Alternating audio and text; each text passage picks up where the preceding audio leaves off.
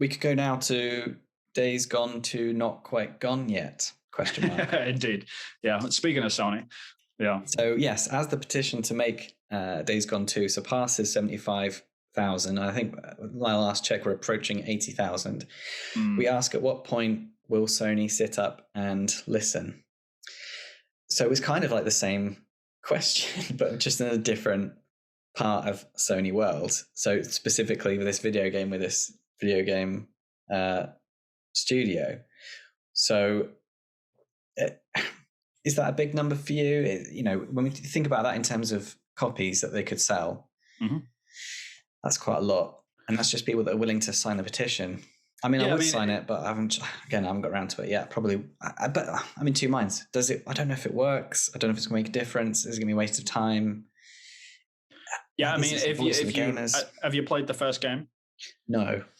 Right. I've only had a PlayStation for, right, exactly. months, like you're still catching up. So yeah. I mean, the only thing I would say, if there's PlayStation fans out there, there's Days Gone fans out there, sorry, and they want a Days Gone 2, absolutely. Like, go and sign the petition. Do I think it matters? Absolutely not. I don't think Sony cares. But they changed reversed their decision on the PS Store thing. There's a difference. There's a difference between. Yeah, I mean, there's a difference between keeping some servers alive for these stores and funding a $200 million project over a 6-year period. That's a very good point, actually. Yeah, it's a lot of money. There's a difference between not flipping a switch and building a video game from scratch. Well, right. It's the equivalent of me saying, "Oh, I should it's stopping Sony turning off a light switch, save some electricity, or they're building a house extension." That's basically what we're talking about. Yeah. It's a lot of money.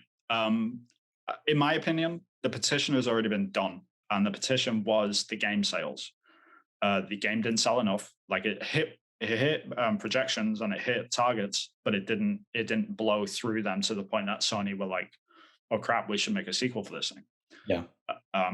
So the voters, the petition votes have already been counted, in my opinion, and that is the sales. So I'm not really sure. And again, I get the passion, and I understand that people want to vent their frustration out into something, and this is them saying, "Look, we want this thing," but money speaks louder a lot of the time. But at the same time, I always say, vote with your wallet, which you should absolutely, without fail, in any occasion. But it's like you said, sometimes shouting about stuff helps too. Yeah. And even in the perfect scenario with this thing, this is the main problem which I have with this whole petition thing is that development-wise, even if Sony were like, "All right, we hear you, we're gonna fund Days Gone 2," okay, who's gonna make it? It's okay, Ben's gonna make it. Well, Ben have already got another project they're working on. Got another job, yeah. Right. So if they're already working on a new project, there's that problem. And then there's the second problem of the fact that there was a lot of developers that were in leadership working on Days Gone 1 that are now not there. And I'm talking about the game director. I'm talking about the creative director. I'm talking about the lead writers. They're gone. They're not there anymore. They're not at Ben's studio. And God knows how many other developers just pulled the plug and quit after Days Gone 2 was pulled. So there's all this sort of stuff, which I know it's nitty gritty, stupid politics stuff in the background, and it doesn't sound great, compared to, let's make a difference and sign a petition. I get that sort of passion from people, but I think it's too late, honestly. And it's not like gamers were too late to do it or act because they didn't have all the information. We only just found out that Days Gone 2 was, I almost said Gaze Done. Gaze Done. Gaze Done. That's a great game. Someone would enjoy that game.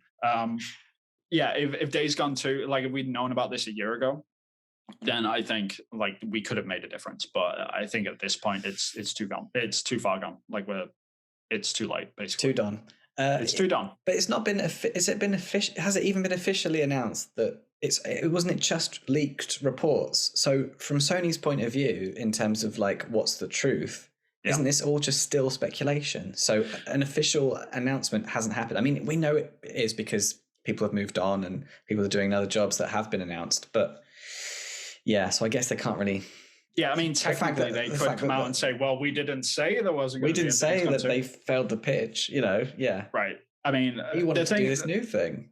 I've heard this a lot as well, like people sort of pushing back against the idea, like, oh, maybe their Days Gone 2 pitch was just really bad and Sony just didn't want to touch it, sort of thing.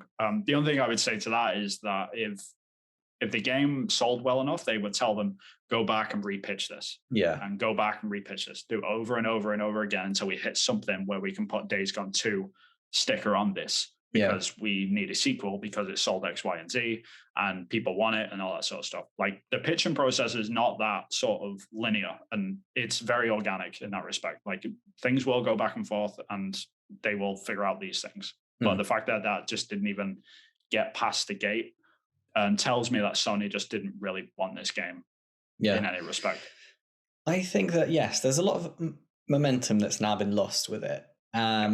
But what I think the petition does say to Sony that they didn't have the information before is to the extent at which it isn't the way that the fans want Sony to behave. I agree. Yeah. And so because of that aspect, that now Sony know fans don't want people that Sony to behave in that way, similar to the PS Vita store.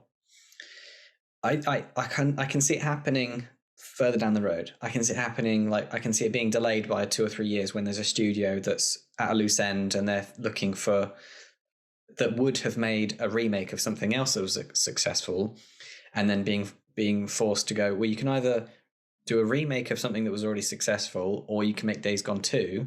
If I was a studio and I was given that choice by Sony, I'd want to make Days Gone 2. I'd want to make a sequel as opposed to a remake. I would imagine that most creative directors would prefer a sequel to a remake.